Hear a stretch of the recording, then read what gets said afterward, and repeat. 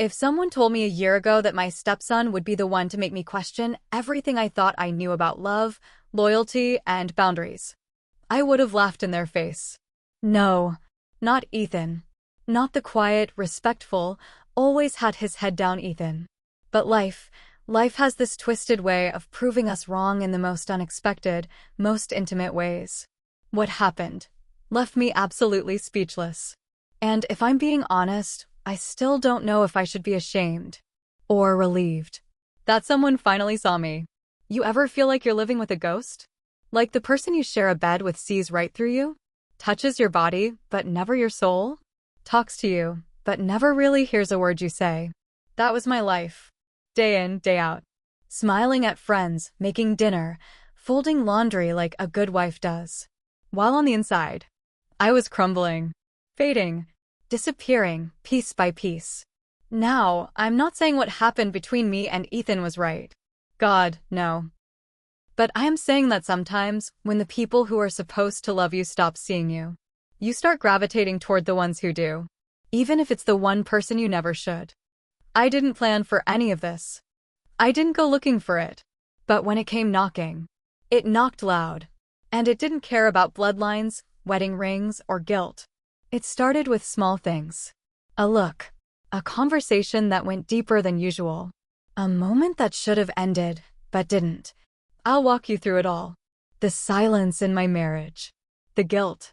The night that changed everything. And the letter that made me question if I was the villain, or just a woman starving for affection. But before we dive in, please subscribe to Shocking Infidelity Saga for more raw, shocking, and brutally honest stories like this one. And if any part of this hits close to home, if you've ever felt alone in your own marriage, or caught between doing what's right and what makes you feel alive, leave a comment. I'm not here to be judged, just heard. Let me tell you exactly how it all began. Because the truth doesn't knock. It kicks the damn door open. It all started in the house I used to love.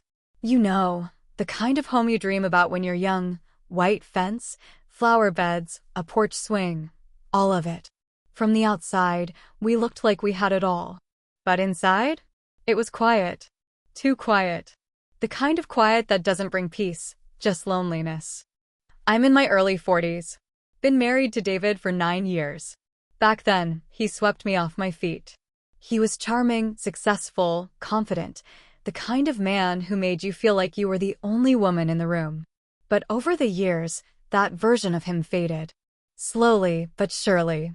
He started working longer hours. Then came the late nights. The business trips. And even when he was home, he wasn't really home. He'd be on his phone during dinner. Or shut himself in the office for hours. And if I tried to talk about it, he'd either get defensive or, worse, indifferent. There's a kind of heartbreak that comes from being in a room with someone who doesn't look at you anymore. He didn't see the effort I was still putting in. The dresses. The dinners. The attempts to talk. To connect. I'd lie in bed next to him, facing the wall, and wonder if he even noticed that I cried myself to sleep. I wasn't just invisible. I felt like I didn't even exist. Now Ethan. Ethan was David's son from his first marriage. He'd moved in with us after finishing college because he was trying to get on his feet, figure out his next steps. He was 21. Still so young. But also, oddly mature. Like life had already taught him how to carry silence without it being heavy. At first, I didn't think much of it. He was quiet, polite, respectful to a fault. Always said thank you, always offered to help. He'd clean up after dinner without being asked. Fix things around the house before I even noticed they were broken. Just thoughtful in a way I hadn't felt in a long time. It's strange. You don't realize how starved you are for kindness until someone offers it to you in the smallest ways. A glass of water while you're doing the dishes. A compliment on your new haircut. Remembering how you take your coffee. Things David hadn't done in I don't even know how long. I didn't pay much attention at first. I was too tired, emotionally checked out. But over time, I started noticing. Noticing the way Ethan looked at me when he thought I wasn't looking. The way he listened, really listened, when I talked. The way he seemed to be studying me, Not in a creepy way, but almost like he was trying to understand something. Looking back now, I realize Ethan always noticed the small things.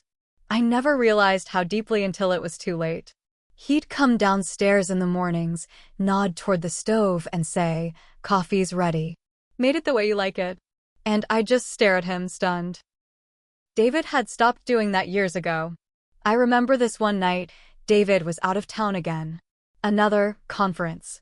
I'd made lasagna, set the table for two, poured myself a glass of wine. I didn't expect company, honestly. But Ethan came downstairs, sat across from me, and said, "Looks good. You always go all out." That was it. Just a sentence. But something in the way he said it made me feel like I was being seen. Like maybe I wasn't as invisible as I thought. We started talking more after that. Small talk at first. How was your day? What show are you watching? But then deeper things, his childhood, his relationship with his mom, the way he always felt caught between two homes. And I listened. I listened because I could tell he needed someone too. But what I didn't expect was how much I needed someone too. There was something about our house that made the silence unbearable. Every hallway echoed with things we didn't say. The living room, once full of laughter and lazy Sundays, now felt like a museum. Cold. Preserved. Dust on the picture frames. Memories trapped behind glass. I'd sit on the couch with a blanket, flipping through the same old channels, waiting for David to call, to text, to care. He never did. Not really. But Ethan, he'd walk by, pause, and ask, "You watching something good?" And then sit down. And stay. It's hard to explain how those moments start to change you. How shared laugh or an unexpected conversation can begin to feel like lifelines. Not because you're trying to fall into something, but because you're trying not to drown. And still, I told myself, he's just being nice. He's just thoughtful. Don't read into it. But I was already reading between the lines. Not on purpose. It just happened. And that's what makes it so hard to talk about. Because the truth is, I didn't go looking for comfort in Ethan. I just stopped fighting the fact that he was already offering it. Gently. Silently. In ways that David hadn't in years. He never crossed a line. Not then. But something was already shifting. I felt it. And I think he did too.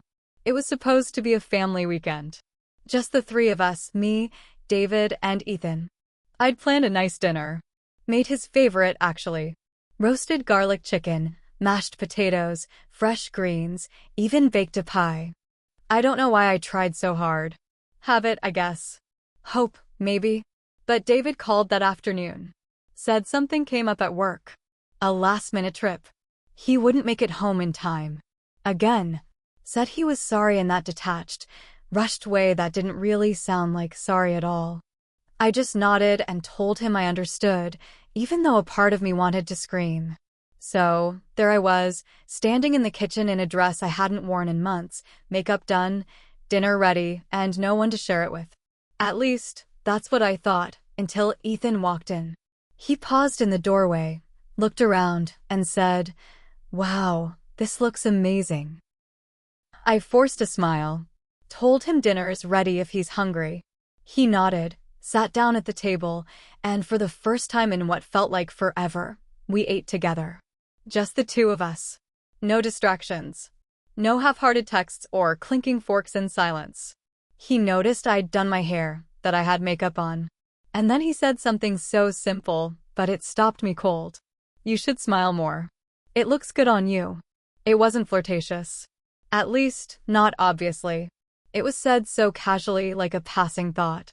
But the way he looked at me when he said it, really looked, it made my heart skip. Not out of excitement. Out of confusion. I didn't know what to say. David hadn't complimented me in months. Maybe years. And here was this boy, this young man, looking at me like I wasn't just a fixture in the background. We kept talking. About everything and nothing. He asked me questions. Listened when I answered. Laughed at my sarcasm. Made eye contact that lingered just a moment too long. I told myself it was just dinner. Just company. Just a warm body in a cold house.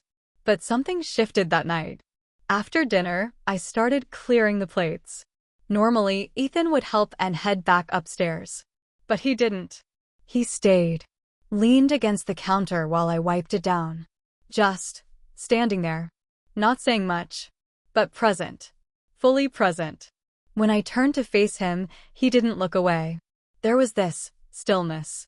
Like we were both waiting for something neither of us could name. I broke the moment. I had to. I made a joke, something silly about the pie being too sweet, and he laughed, but it felt different. Like we were both pretending not to notice what just happened. After that night, little things started to change. He stayed in the room longer after meals. Sat beside me on the couch instead of across the room. Not too close, but close enough that I could feel the warmth of him. When we passed each other in the hallway, he didn't just breeze by like before. He slowed down, made eye contact, asked how my day was. And he didn't just ask to be polite. He meant it. He started noticing details. That I liked my tea with 2 spoons of honey. That I always curled my toes when I was cold. That I hummed when I cooked, something I hadn't even noticed myself until he mentioned it. It was innocent. Harmless. Until it wasn't. Because I started to notice him too. The way his voice dropped when he was tired. The way his jaw tightened when he was deep in thought. The way his eyes softened when he looked at me, like he was trying to read something written under my skin. I told myself we were just being kind to each other. 2 lonely people under the same roof. Sharing space. Sharing time. Sharing silence. But underneath that, something else was waking up. Something I couldn't name yet. Something I wasn't ready to admit. Not to him. And definitely not to myself. I tried to ignore it. I really did. I told myself it was nothing. That I was reading too much into the way Ethan looked at me, the way he lingered near me, the way his presence suddenly felt comforting. Too comforting. But the truth is, I wasn't just imagining what was happening between us, I was starting to feel it. Deep in my stomach. In my chest. In the way I'd catch myself smiling when I heard his footsteps coming down the stairs. And that scared me. Because I knew better. But knowing better doesn't always stop you from feeling. What messed me up most was how good it felt just to be noticed. Not in some dramatic, over-the-top way, but in the smallest things. The way he said good morning. The way he actually waited for my answer when he asked how I was. The way he seemed to look right through the version of me I'd been pretending to be and saw something real underneath it. I hadn't felt that in years. There was a time, early in my marriage to David, when I felt adored. When we'd wake up tangled together, whispering about plans for the weekend, trading kisses in the kitchen while the coffee brewed. He used to leave me little notes, you know? Sticky notes on the mirror that said things like, "You're beautiful," or "Can't wait to come home to you." But over time, those little things faded. Slowly, then all at once. Now we sleep in the same bed, but it feels like we live in different worlds. We barely touch. Barely speak beyond the basics. We've become polite strangers playing house. I don't even know when it happened. I just remember waking up one day and realizing I didn't feel wanted anymore. I felt tolerated. So when Ethan started showing me attention, real, gentle, thoughtful attention, I didn't know how to process it. Part of me lit up. Part of me shut down. And all of me felt completely confused. I'd catch myself thinking about him when he wasn't around. Wondering what he was doing. What he'd say if I wore something different. Whether he noticed the way I changed my hair. And when he did notice, God, the rush of it, it made me feel like I mattered again. And then the guilt would hit. Because I wasn't supposed to feel that way. Not about him. But then another voice would whisper, "He's not really your son. You didn't raise him. He's an adult. You're not hurting anyone." And I hated that voice. But I also didn't argue with it. Because in some twisted way, it made sense. We never grew up together. He wasn't a little boy running around calling me mom. I came into his life when he was already becoming a man. And now he was one. A man who saw me. A man who treated me like I mattered. A man who listened. Still, I felt wrong. But not wrong enough to stop wanting it. I started second-guessing everything. The way I laughed too loud at his jokes. The way I leaned in when he talked. The way I stood just a little too long in the doorway of the living room when he was on the couch. I hated how much effort I started putting into my appearance again. Fixing my hair before coming downstairs. Spraying a little perfume even though I wasn't going anywhere. I told myself I was just doing it for me. But I knew better. There was this war happening inside me. One side screaming, he's off limits. You're married. He's your stepson. The other whispering, you're human. You deserve to feel alive. And I didn't know which voice was right. Or which one scared me more. What made it worse was the silence from David. Like he could feel me slipping away and didn't care. Or maybe he didn't even notice. I wanted him to see me. To grab me, kiss me, ask me what was wrong. I wanted him to fight for me. But all he did was work. Sleep. Scroll through his phone. Sometimes I wondered if he was doing the same thing I was, searching for something he'd lost in someone else. Maybe that's how marriages fall apart. Not in one big explosion, but in slow, invisible ways. 1,000 quiet betrayals, layered on top of each other until there's nothing left but routine and regret. And in the middle of all that, Ethan was just there. Present. Constant. Kind. It's not like I wanted to fall for him. I didn't wake up one day and say, hey, let's develop feelings for the man I helped raise. But hearts don't follow logic. They follow connection. And that night in the kitchen, that was when everything changed. I thought I was imagining things. Until that night. That night in the kitchen started like any other. I was cleaning up after dinner. David had called earlier, barely 2 minutes, just enough to tell me he'd be staying another night out of town. Something about a client meeting that ran late.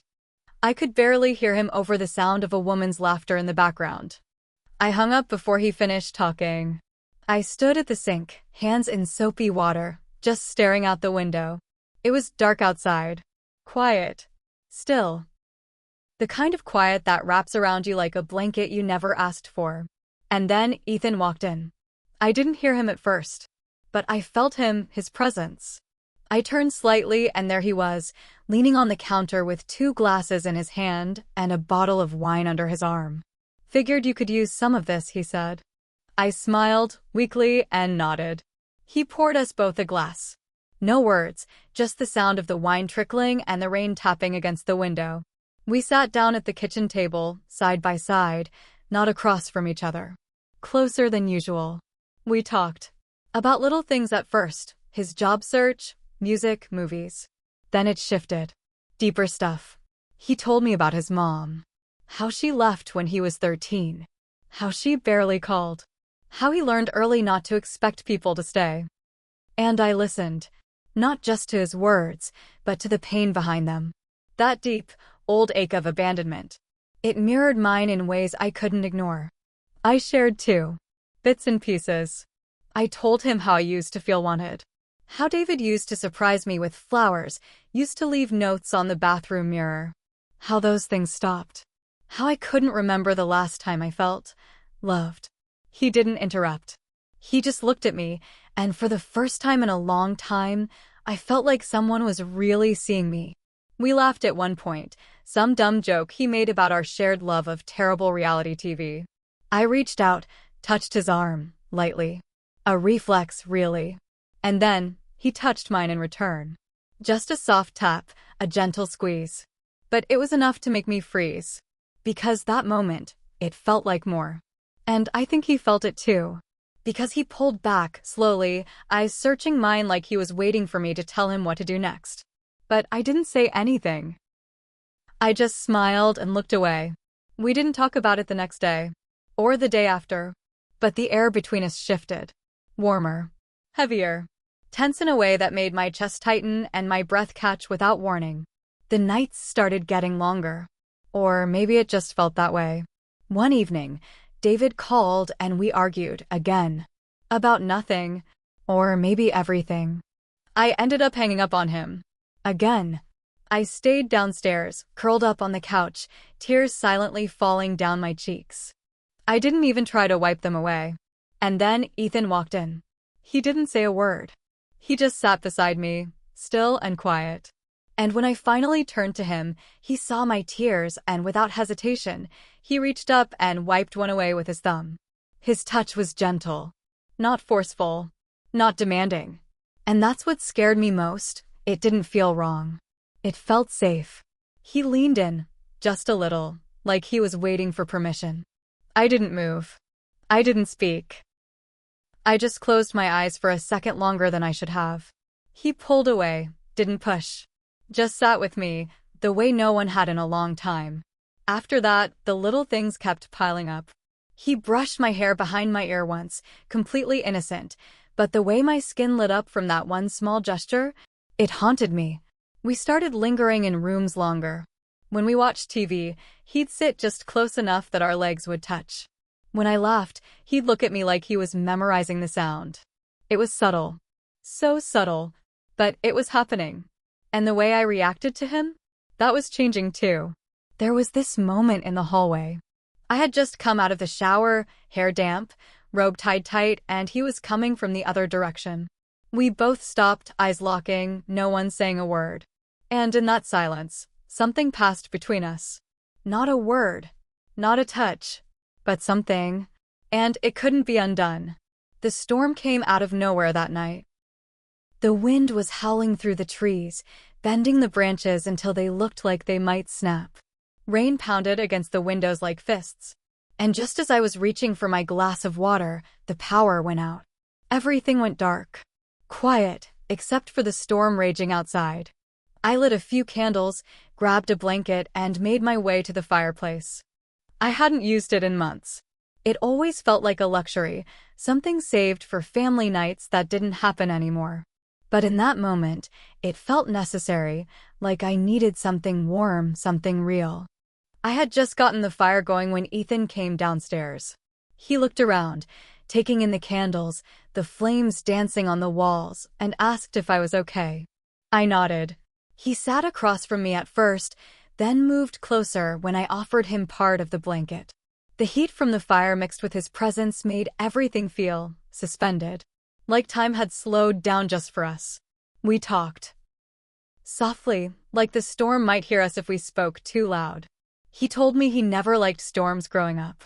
Said they reminded him of all the nights his mom would disappear for hours, sometimes days, leaving him to wonder if she was ever coming back.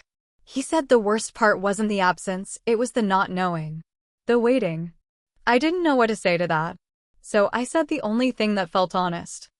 I feel like I don't matter anymore. My voice cracked when I said it. It wasn't rehearsed. It just spilled out, raw and painful. And I didn't even realize how badly I needed to say it until I heard it out loud. Ethan looked at me, really looked. Not with pity, but with something else, something I hadn't seen in a long time. He whispered, "You matter to me." And then, the silence. Thick. Electric. Fragile. I felt his hand brush against mine under the blanket. Just his fingertips. Barely a touch. But my whole body trembled. I looked at him, and he looked at me, and something in me cracked wide open. Maybe it was the storm. Maybe it was everything I'd buried for years finally clawing its way to the surface. He leaned in slowly, giving me every chance to pull away. But I didn't. Our lips touched soft at first. Barely there. Like a question being asked without words. And then, I kissed him back. Hesitant. Breathless. Hungry, but afraid. It wasn't about lust. Not in that moment. It was about being wanted. About being seen. About someone holding your face like it's something sacred and not just skin. His hand moved to my cheek, thumb brushing the edge of my jaw, and I swear I felt like I might dissolve. I pulled back, just a little, breathing hard. We shouldn't, I said it. I meant it. But neither of us moved. The next morning, everything felt wrong. The air was heavier. The silence louder. And my chest, it felt tight, like something had been torn open and I didn't know how to close it again. I woke up before Ethan. I don't even know if he slept at all. I just remember the way his arm brushed against mine in the dark, the warmth of the fire fading, but that kiss, it burned in my memory like it had been carved there. I slipped out of the blanket carefully, quietly, and tiptoed upstairs like a child sneaking out after breaking the rules. Once in my room, I sat on the edge of the bed, still wrapped in guilt and confusion. My robe smelled like smoke and something else I didn't want to name. I stared at my reflection in the mirror and didn't recognize myself. I looked hollow, like a version of me I never thought I'd become. I tried to carry on like nothing had happened. When I saw Ethan later that day, I barely made eye contact. I busied myself with dishes that didn't need washing.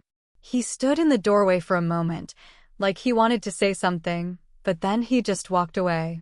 We didn't talk about it. We didn't even talk around it. And then, just like that, David came home. Earlier than expected. He walked through the door like a man who remembered he had a wife. Hugged me, told me he missed me, asked if I'd had a good few days. I nodded, smiled, lied. For the first time in years, he actually sat down at the dinner table with us. Made jokes. Asked about Ethan's plans. And I laughed too hard. I smiled too wide. I poured his wine before he even asked for it. I was trying too hard to prove that I was fine. That everything was normal. But nothing was normal. I couldn't look at Ethan. And when I did, I could see something in his eyes had changed. He was quieter than usual. Withdrawn. He answered David's questions with half-hearted nods, didn't touch his food, excused himself before dessert. Later that night, I sat beside David on the couch, letting him rest his hand on my leg, pretending I didn't feel like I was choking. I kept seeing that kiss in my head. The way Ethan looked at me. The softness. The silence. The moment that crossed a line we could never uncross. And the guilt, it didn't come in waves. It was constant. A slow, pulsing ache in my chest that made it hard to breathe. Over the next few days, Ethan changed. He stopped coming down for dinner. Stopped lingering in the kitchen. He left the house for hours at a time. Said he was out applying for jobs or meeting up with old friends, but when I asked who, he never gave me names. The distance between us stretched until it felt like he wasn't even living there anymore. And honestly, a part of me hated him for it. For pulling away. For acting like I was the one who asked for this. But another part of me understood, because what could we say? There were no words big enough to explain what happened. No apology that would make it make sense. So we stayed silent. Avoided. Pretended. And in the quiet, the space between us filled with everything we weren't brave enough to speak. Then one night, after another long, awkward dinner with David, I walked into my room and found something on my pillow. A letter. Folded neatly. My name written on the front in Ethan's handwriting. And it changed everything. I stood there, holding the letter like it was something fragile. Like it might disintegrate if I breathed too hard. I sat on the edge of the bed and unfolded it slowly, my hands trembling in a way I hadn't expected. It wasn't long. But every word felt like it carried a weight I wasn't ready for. He said he was sorry. For everything. For crossing a line that never should have been touched. For letting things go too far. For not walking away the moment he realized what was happening. He said he didn't know how to explain it, that it was never about trying to come between me and David. That it wasn't planned. That he never meant for it to happen. But it did. And he didn't regret feeling what he felt. He said, "You made me feel safe.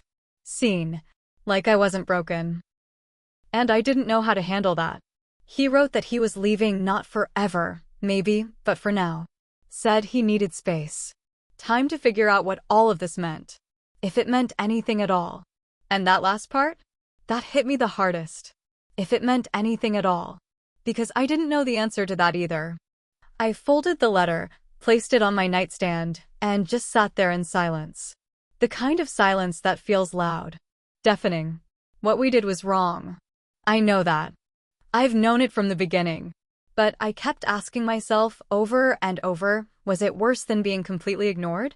Was it worse than spending every day in a house where I felt like a shadow? Was it worse than sharing a life with someone who stopped choosing me a long time ago? I don't know. I still don't know. And that's the part that eats away at me, not the kiss, not the closeness, but the fact that, for the first time in years, I felt like I mattered to someone. Like I had a heartbeat again. And I don't know if that makes me selfish. Or just human. Did I betray my husband? Or did I betray myself by staying loyal to someone who forgot how to love me? I don't have the answers. I wish I did. Some days I think about Ethan, not what we did, but how I felt when I was with him. Light. Not like a wife or a stepmother or someone holding it all together for everyone else. Just a woman. A woman who wanted to be wanted. And then I wonder, do I miss him?